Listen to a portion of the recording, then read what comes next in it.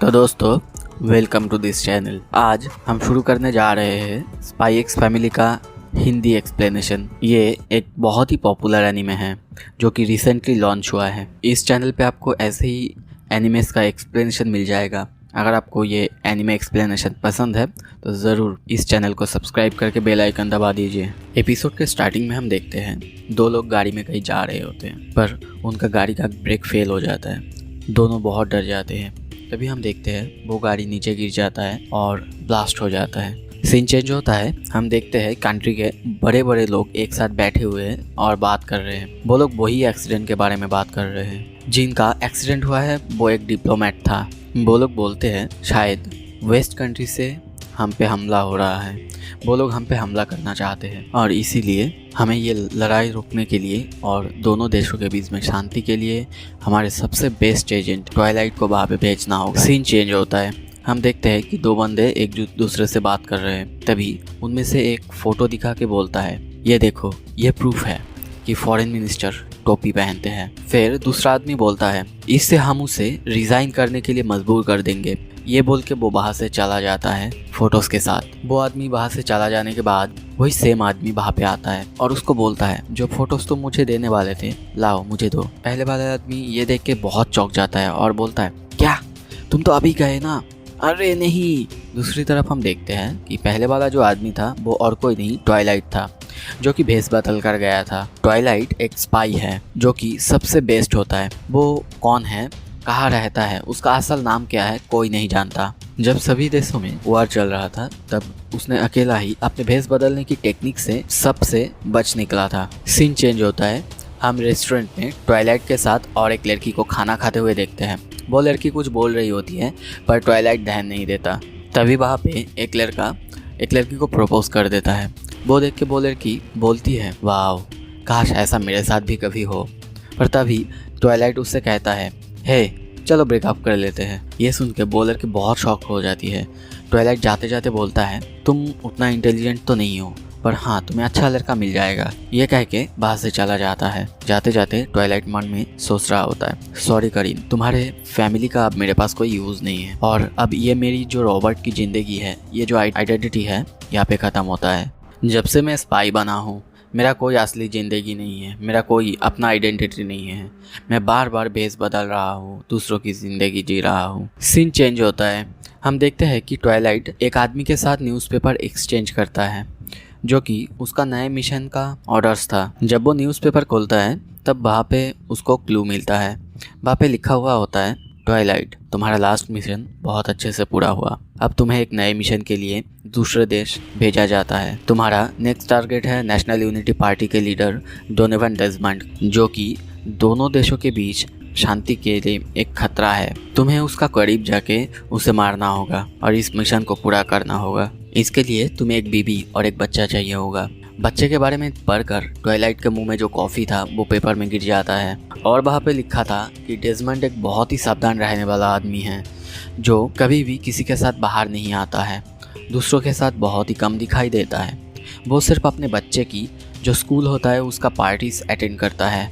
इसीलिए तुम भी अपने बच्चे को उसी स्कूल में भेजोगे जिसके लिए तुम्हारे पास बहुत ही कम टाइम बचा हुआ है। इसके लिए तुम्हें सिर्फ एक हफ्ते के अंदर अपने बच्चे को एंट्रेंस एग्ज़ाम दिलाना है। ये देख के ट्वाइलाइट बहुत ही गुस्से में न्यूज़पेपर को फाड़ के बोलता है, क्या एक हफ्ते में कहाँ से बच्चा पैदा कर लूँ?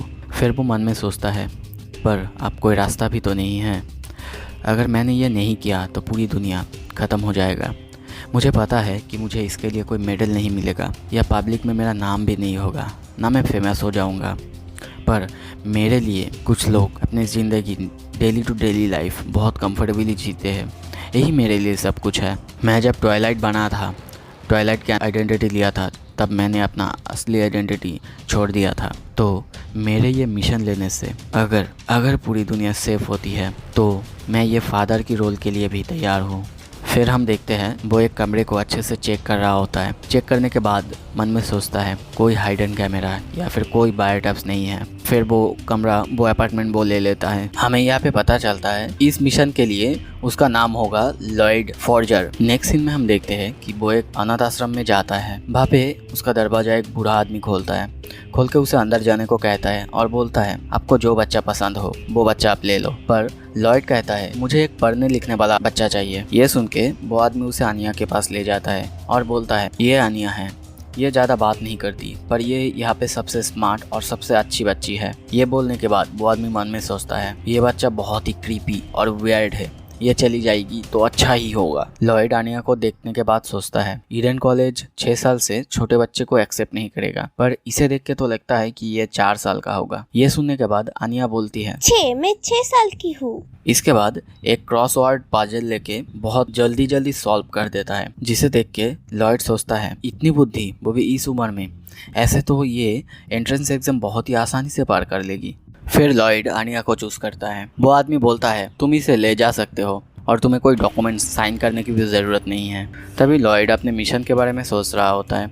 आनिया फिर उसका दिमाग पढ़ लेती है और सोचती है एक स्पाई, वो भी एक मिशन पर, सो कूल। फिर हमें बताया जाता है आनिया एक टेलीपैथ है जिसका नाम सब्जेक्ट 007 है। उसे एक ऑर्गेनाइजेशन द्वारा बनाया गया था। वो दूसरों का दिमाग पढ़ सकती है। सीन चेंज होता है। हम लॉयड और आनिया को वो अपार्टमेंट के सामने देखते हैं। लॉयड वहाँ पे आनिया को बोलता है आनिया आज से तुम मेरी बेटी हो, पर अगर कोई तुमसे पूछे तुम कौन हो तो तुम कहना हमेशा से तुम मेरी बेटी हो और अब से तुम मुझे पापा कह के बुलाओगी। आनिया बोलती है पापा। लॉयड आनिया को घर के अंदर ले जाता है। आनिया अपने घर को देख के बहुत ज़्यादा खुश होता है और वो टीवी देख के टीवी ऑन करता है जिसमें स्पाई वार्स नाम का एक शो चलने लगता है। आनिया बोलती है मुझे ये शो बहुत पसंद है। फिर लॉयड कुछ काम से बाहर जा रहा होता है। तभी आनिया उसके पास जाके बोलती है हुर्रे, एक एडवेंचर। फिर हम देखते हैं कि वो लोग बाहर होते हैं, पर आनिया को भीड़ में बहुत प्रॉब्लम हो रही होती है, इसीलिए लॉयड को उसका हाथ पकड़ना पड़ता है, जिसकी वजह से वो मन में सोचता है इस वक्त मेरा एक हाथ बंद है। इस वक्त अगर कोई दुश्मन अटैक भी कर दे तो प्रॉब्लम तो होगा, पर मैं मैनेज कर लूँगा। आनिया लॉयड का दिमाग पढ़ के ये सुन लेती है। फिर सोचती है एक दुश्मन। ये बोल के वो एक जगह पे जाके छुप जाती है। लॉयड उसे देख के सोचता है कि ये मुझसे क्यों छुप रही है, क्या मैंने कुछ गलत किया, क्या ये मुझसे नफरत करती है। मुझे दुनिया की शांति के लिए आनिया को समझना होगा। आनिया ये सुन के सोचती है क्या मुझे समझने से दुनिया में शांति कैसे आ सकती है। फिर वो वहाँ से उठ के अपने बारे में बताती है पीनट्स बहुत अच्छे लगते हैं पर कैरेट्स बहुत खराब लगते हैं। फिर आनिया एक दुकान में जाके एक पोस्टर खरीदती है, पर वो कम पैसे देती है। ये देख के लॉयड सोचता है शायद ये बच्चा इतना भी स्मार्ट नहीं है, क्या मुझे इसे बदल लेना चाहिए। आनिया ये सुन लेती है और रोने लगती है। लॉयड उसको चुप कराने की कोशिश करता है पर वो चुप नहीं करती। फिर लॉयड बोलता है अगर तुम चुप हो जाओगे मैं तुम्हें पीनट दूंगा। फिर नेक्स्ट सीन में हम देखते हैं लॉयड जा रहा होता है। उसके एक हाथ में सारे सामान और दूसरे हाथ में कुछ बुक्स होता है और साथ ही में आनिया भी होती है जो सो रही होती है। घर आने के बाद लॉयड जो सारे बुक्स ले आया था वो सब पढ़ रहा होता है, जो कि अच्छे पेरेंटिंग के बारे में होता है। एक बुक में बच्चे के फ्यूचर के बारे में कुछ लिखा हुआ था। लॉयड ये पढ़ने के बाद सोचता है फ्यूचर, हाँ जहाँ तक मुझे पता है जब मेरा ये मिशन ख़त्म हो जाएगा तब मैं उसे ऑर्फनेज छोड़ाऊंगा और यही तक हमारा फ्यूचर है। फिर सुबह का वक्त होता है। आनिया बोलती है पापा मुझे पढ़ना नहीं पढ़ना मुझे, वो भी एक किसी स्टूपिड से टेस्ट के लिए। मैं बस दूसरों का दिमाग पढ़ सकती हूँ। इसके बाद लॉयड हार मान के बाहर जा रहा होता है। आनिया भी पीछे पीछे जाने लग, पर लॉयड बोलता है अभी तो तुम जहाँ पे हो वही रहो, मेरे साथ बाहर आने की सोचना भी मत। आनिया नहीं मानती। वो बार बार लॉयड के पीछे छुप के जा रहा होता है और लॉयड भी बार बार उसे ढूंढ लेता है। फिर आनिया सोचती है पापा छुपन छुपाई में बहुत अच्छे हैं, मुझे मज़ा आ रहा है। फिर लॉयड उसे घर पे बंद करके एक आदमी से मिलने आता है। वो आदमी बोलता है तुम्हें कोई चाइल्ड अब्यूज़ के केस में अंदर ना कर दे। फिर वो उसे एग्ज़ाम की टिकट्स और क्वेश्चन आंसर की जो कॉपी होता है वो दे देता है। फिर वो आनिया के बारे में बोलता है उसके माता पिता और उसके एज के बारे में किसी को नहीं पता। कोई नहीं जानता कि वो कितने साल का है। उसको 4 बार अडॉप्ट किया गया था और बार बार उसको वापस कर दिया गया। फिर वो आदमी थोड़ा मजाक करके बोलता है तुम में से किसी का भी असली पहचान नहीं है, तुम दोनों एक दूसरे के लिए एकदम परफेक्ट हो। ये सब सुन के लॉयड उसको बिना पैसे दिए बाहर से चला जाता है। सीन चेंज होता है, आनिया बोर हो रही होती है। दूसरी तरफ लॉयड भी काम करते करते सोच रहा होता है कि मैं सारे सामानों के बारे में आनिया को नहीं बोल सकता या फिर उसे छेड़खानी करने नहीं दे सकता। ये सोचते सोचते वो अपने सीक्रेट कोड के बारे में मन में सोचता है। आनिया उसे सुन लेती है। अब ये जानने के बाद आनिया ट्वाइलाइट ने अपना सारा सामान जहाँ पे रखा था वहाँ पे जाती है और वहाँ पे जाके बॉम्ब करते हुए उसके सारे सामान को इधर उधर ढूंढ रही होती है। फिर उसे एक ट्रांसमिशन डिवाइस मिलता है जिसके मदद से वो एक ट्रांसमिशन भेजती है जो कि ट्वाइलाइट के दुश्मनों के पास जाता है। उस ट्रांसमिशन मैसेज का मतलब था, मैं ट्वाइलाइट हूँ, अगर तुम मुझे पकड़ सकते हो तो पकड़ो। वो लोग इस ट्रांसमिशन मैसेज के मदद से ट्वाइलाइट का पता ढूंढ लेते हैं। दूसरी तरफ आनिया देखता है कि लॉयड के सारे सामान इधर उधर बिखरा हुआ है। ये सब देख के वो जल्दी जल्दी सारे सामान बॉक्स में पैक करने लगती है और करते करते वो सोचती है, अगर उसे पता चल गया कि मैं जानती हूँ वो एक स्पाई है तो वो मुझे मार ही देगा, और अगर उसे ये भी पता चल गया कि मैं उसका दिमाग पढ़ सकता हूँ तो मुझे यहाँ से भी जाना पड़ेगा। अगले सीन में आनिया अपने पास्ट के बारे में सोचती है, जहाँ पे उसे बताया गया था कि उसे अपने पावर्स के बारे में किसी को भी नहीं बताना है, बल्कि उसे सोचना है कि उसके ये पावर्स वर्ल्ड पीस में कैसे वो काम में ले सकती है। फिर सीन चेंज होता है। ट्वाइलाइट घर वापस आता है। जब वो अंदर जाने ही लगता है तब वो देखता है कि बैरिकेड थोड़ा अलग तरीके से लगा हुआ है। तभी वो समझ जाता है कि अंदर दूसरे लोग भी हैं। फिर वो अंदर आता है और उन सब के बीच में एक फाइट होता है जिसमें ट्वाइलाइट सबको ढेर कर देता है। फिर वो आनिया को ढूंढने लगता है, पर तब तक आनिया किडनैप हो चुकी होती है। वो इस बारे में सोच ही रहा होता है कि तभी पीछे से एक आदमी हमला कर देता है। नेक्स्ट सीन में हम देखते हैं कि वो लोग आनिया को हॉस्टेस की तरह कैद करके रखे हैं। वो आदमी जो कि करीन की डैड होता है, वो बोलता है कि इसके लिए हम ट्वाइलाइट को मजबूर करेंगे कि वो फॉरेन मिनिस्टर की जो सीक्रेट चीज उसने लिया है वो वापस कर दे। तभी वहाँ पे उनका वही आदमी ट्वाइलाइट को लेके वहाँ पे आता है। ट्वाइलाइट को वहाँ पे रख के पीछे जाते जाते कहता है, ट्वाइलाइट को पकड़ना बहुत मुश्किल था, उसने मुझे बहुत मारा। फिर वो लोग रखा हुआ आदमी के मुंह के ऊपर से मास्क हटाते हैं तो वो देखते हैं कि ये वही आदमी है। वो सब बहुत चौंक जाते हैं और जब वो पीछे देखते हैं तब देखते हैं ट्वाइलाइट तब तक आनिया को लेके वहाँ से भाग जाता है। ट्वाइलाइट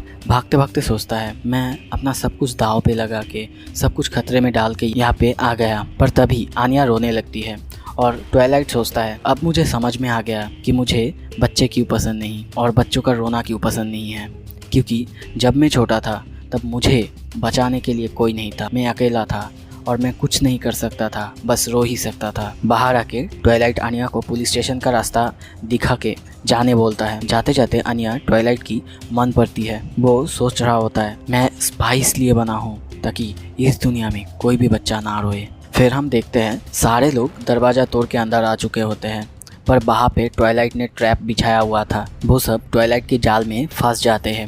फिर ट्वाइलाइट एक एक करके सबको मार देता है। फिर वहाँ पे जो मेन आदमी यानी करीन की डैड उसके पीछे बंदूक तान के बोलता है, अगर तुम करीन के साथ एक नॉर्मल जिंदगी बिताना चाहते हो तो मेरा पीछा छोड़ दो। ऐसे करके वो करीन की डैड को डरा के भेज देता है। ये सब खत्म होने के बाद वो वहाँ से जा रहा होता है, पर रास्ते में वो आनिया को देख के शॉक हो जाता है। आनिया को देख के वो बोलता है, तुम यहाँ पे क्या कर रही हो घर के बाहर? और मैं तो बस यहाँ पे शॉपिंग करने आया था तो यहीं से जा रहा हूँ। ये सुन के आनिया बोलती है, पापा सबसे बड़े झूठे हैं। फिर बोलती है, पापा मुझे घर जाना है, अगर आप मुझे छोड़ देंगे तो मैं रोऊंगी। लॉयड सोचता है इसे 4 बार अडॉप्ट किया गया, फिर 4 बार ही वापस कर दिया गया, पता नहीं इसके ऊपर क्या बीत रही होगी। फिर ये सब सोचते हुए वो उसे रख लेता है। अगले सीन में वो लोग गाड़ी में किसी दूसरे जगह शिफ्ट हो रहे होते हैं और गाड़ी में बैठे बैठे लॉयड उसको झूठी कहानियां बोलते हैं कि वो लोग क्यों दूसरी जगह शिफ्ट हो रहे होते हैं। ये सुन के आनिया सोचती है, पापा इस दुनिया के सबसे बड़े झूठे हैं, मगर वो बहुत कूल तरीके से झूठ बोलते हैं। फिर एग्जाम का सीन दिखाया जाता है जिसमें आनिया को छोड़ के बाकी सबको बहुत प्रॉब्लम हो रहा होता है, पर आनिया को याद आता है कि लॉयड ने उसे कैसे सिखाया था, इसीलिए वो पास हो जाती है।